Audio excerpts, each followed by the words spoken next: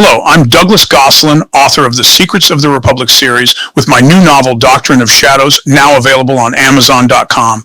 Now, let me be clear. I don't claim to be an economist. That's not my trade. But I have studied our nation's economy. I've learned from its historical lessons, and I've also lived as a continuous consumer in our economy for many decades. I've watched prices rise and fall, industries rise and fade, and I've paid close attention to the patterns that echo across history.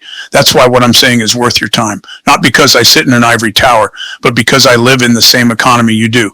I'm not shouting from the sidelines. I'm paying the same bills, seeing the same shifts, and tracing them against the lessons of our past. And I'll tell you this, don't listen to the folks yelling that the sky is falling. I'll take that bet any day, that the sky is not falling without even looking outside. Our economy faces challenges, yes, but it is resilient and it adapts. The key is not panic, it's perspective. Before America was even founded, Britain and France were already using tariffs. Britain taxed wool and colonial goods, while France shielded its luxury industries with heavy duties. Both used tariffs as levers of power, sometimes against each other, sometimes against their colonies. When the United States passed its first tariff in 1789, it wasn't just borrowing a page from Europe, it was surviving.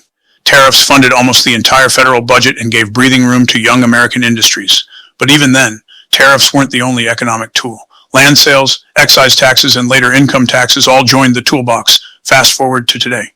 Tariffs are once again in the headlines, sometimes levied on rivals to pressure negotiations, sometimes on allies to push for fairer trade. They still carry weight, but here's the truth. Tariffs can't do the job alone. Think of a carpenter. You don't build a house with just a hammer. You need saws, levels, chisels, planes, each one for a particular purpose. A nation's economy is the same way.